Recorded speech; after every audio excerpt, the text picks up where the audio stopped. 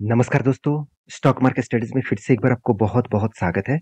तो आज के दिन क्वार्टर 1 का रिजल्ट आने वाला था और वो भी एचडीएफसी बैंक का। और एचडीएफसी बैंक का रिजल्ट भी पब्लिश हो चुके हैं और धमाका रिजल्ट हो चुके हैं। और इस धमाका रिजल्ट के कारण स्टॉक के ऊपर एक बिग जंप देखने को मिला है। देखिए, मार्केट इतने दिनों से भाग रहा था और Nifty life time high continuously करते जा रहा था। एक अंदाजा लग रहा था कि बैंकिंग सेक्टर अच्छा परफॉर्मेंस करेगा। तो फर्स्ट एचडीएफसी बैंक का ही रिजल्ट आया और किस तरीके से रिजल्ट हुआ, तो वो एक इन्फॉर्मेशन मैं आपके साथ शेयर करना चाहूँगा। सबसे पहले देखिए, जो रिजल्ट है वो लाखों में है और इसको मैं करोड़ों में कन्वर्ट कर दूँगा, सिर्फ आप डेटा देखिए। देखिए, जो रिजल्ट है यहाँ पे देखिए, टोटल इनकम के बारे में बात करूँ तो बैंकिंग का इनकम कहाँ से होते हैं?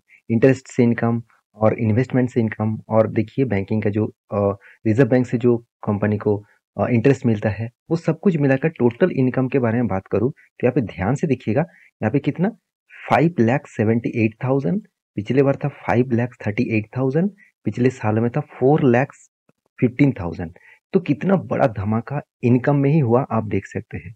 और इस तरीके से इनकम अगर ग्रोथ होता गया, मतलब ग्रोथ होता रहेंगे, तो एचडीएफसी बैंक हमेशा आगे रहेंगे और आगे है और आगे रहेंगे, क्योंकि आप सभी जानते हैं एचडीएफसी बैंक एक बड़ा वेटेज रखते हैं निफ्टी 50 का। और मेरा सबसे ज़्यादा पसंदीदा कंपनी भी है, आपको भी हो, आपका भी होंगे।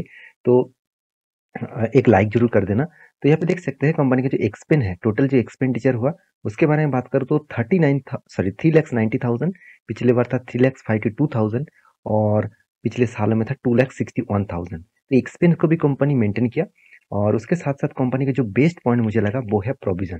देखिए, हर तरीके से कंपनी ने खुद को रिप्रेजेंट किया। जैसे प्रोविजन के बारे में बात करूँ, कितना है, अराउंड अराउंड 2,86,000, पिछले बार था 2,68,000 और पिछले सालों में था 3,18,000। तो क्वार्टर क्वार्टर में थोड़ा सा प्रोविजन ज्यादा हुआ, मगर ईयर ऑफ ईयर बेसिस में अच्छा खासा कम देखने को मिला। तो देखिए, प्रोविजन एक ऐसा बस फैक्टर है कि प्रोविजन जितना कम होगा बैंकिंग के लिए उतना खास है। प्रोविजन का मतलब होता है, मान के चले बैंक ने जो लोन बांटा है, वो लोन के हिसाब से देखा है तो कितना लोन मार्केट से उठा पाए। तो यहाँ पे देखिए, परसेंटेज वाइज जितना कम होगा उतना ही खास है। तो टोटल जो नेट प्रॉफिट है, सब कुछ कैलकुलेशन करने के बाद कंपनी के हाथ में जो नेट प्रॉफिट आया, प्रॉफिट फॉर द पीरियड, तो आप देखेंगे तो कंपनी का प्रॉफिट जो है वो बहुत शानदार यहाँ पे प्रॉफिट देखने को मिला है। तो पिछले सालों की तुलना से कंपनी में अच्छा खासा प्रॉफिट यहाँ पे ग्रोथ देखने को मिला। पिछले सालों में जो प्रॉफिट था, अगर लास्ट दो अंकों में हटा दूं, तो करीबन 9,195 करोड़ के आसपास। और इस बार कितना प्रॉफिट हुआ वो मैं आपको पहले बता दूं, तो दो अंक में हटा देता हूँ तो करोड़ में कन्वर्ट करने के लिए। तो यहाँ पे कितना होगा, करीबन 11,950 करोड़ के आसपास। तो उसके बाद इस बार, मतलब पिछले बार कितना कंपनी का प्रॉफिट हुआ था, टोटल देखा जाए तो बार 12,000, अ, चलो 12,050 करोड़ के आसपास। तो ओवरऑल बात करूँ तो क्वार्टर क्वार्टर बेसिस में कंपनी के ऊपर थोड़ा सा प्रेशर है, मगर ईयर ऑफ ईयर बेसिस में कंपनी में धमाका परफॉर्मेंस किया। तो कंपनी में सारे पॉइंट्स बेस्ट लगा कंपनी के। और एक पॉइंट्स मुझे सबसे जो अच्छा लगा वो है कंपनी का एनपीए। परसेंटेज वाइज एनपीए के बारे में बात करूं, तो इस बार कंपनी पिछले सालों की तुलना से एनपीए को और भी कम किया। और क्वार्टर क्वार्टर बेसिस में देखा जाए तो थोड़ा सा करेक्शन यहाँ पे ज्यादा हुआ, कोई बात नहीं, कंपनी का धमाका परफॉर्मेंस हुआ है।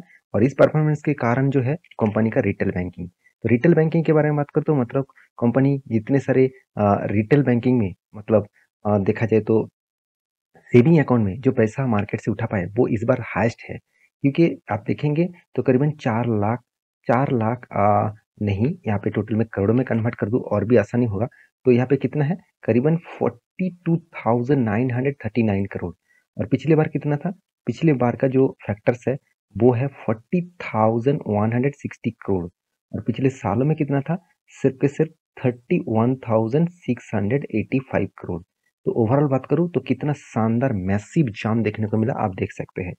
तो शानदार रिजल्ट हुआ है, इसके चलते है आज के दिन स्टॉक के ऊपर देखिए रिजल्ट आने के बाद ही धमाका परफॉर्मेंस हुआ। तो मेरे हिसाब से एचडीएफसी बैंक आपके पास है तो कंटिन्यू जरूर करिए लॉन्ग टर्म के लिए। और इस तरीके से इन्फॉर्मेशन पाना है तो चैनल को सब्सक्राइब जरूर करिए। Thank you.